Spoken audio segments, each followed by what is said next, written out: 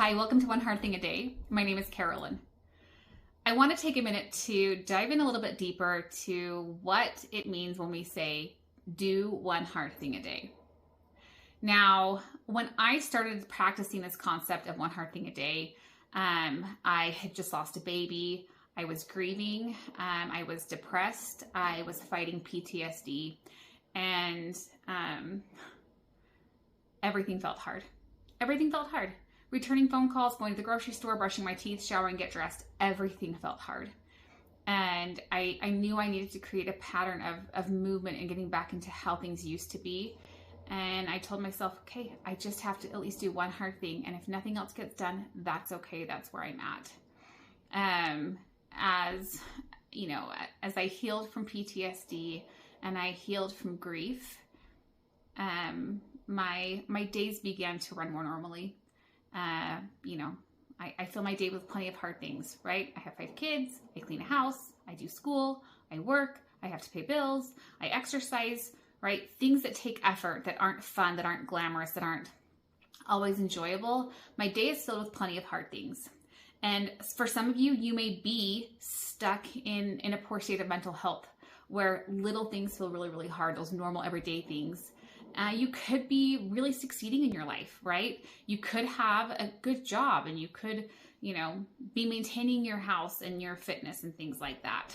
And so I don't want you to get caught in that trap of, I do plenty of hard things, right? I did carpool and did the laundry and did the dishes and cooked dinner. Those are all hard things. However, oftentimes those things don't feel hard, right? It's not this big strain to get it done. So when I say I want you to do one hard thing a day, I want it to be something where you are entering into an area of resistance, where you have a little bit of internal struggle of like, can I get that done, right? So if you've ever lifted weights, right? If you start with a light weight, you can lift for quite a while, right? And then you hit a point where either you've done enough reps or the weight is heavy enough that like getting the last 1 or 2 requires more effort and requires more resistance. It requires a little bit of a pep talk or encouragement or motivation. I want you to focus on making sure you're doing one hard thing a day in that area where you have to give yourself a little bit of an extra push to get it done. And that can be taking a shower or taking out the trash or doing the dishes or driving carpool. Some days it requires that extra resistance to do those things.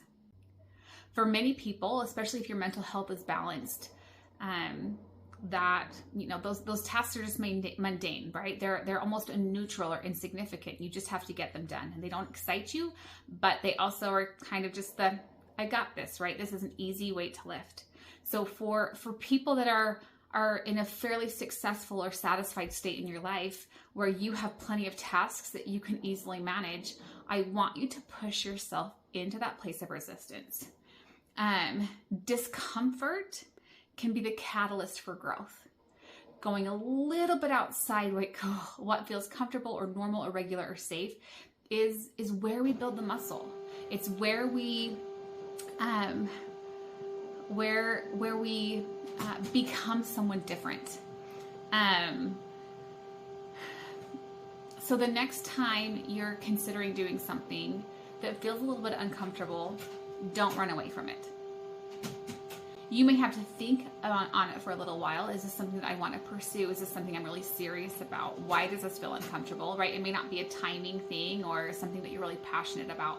But the next time you're entering that state of resistance, whether it's getting the dishes done or going back to school or changing careers or starting a business or working on your romantic relationships or improving your parenting skills, whatever it is, make sure that you are taking a step every single day where you are entering that area of resistance, because that's where your growth is going to come.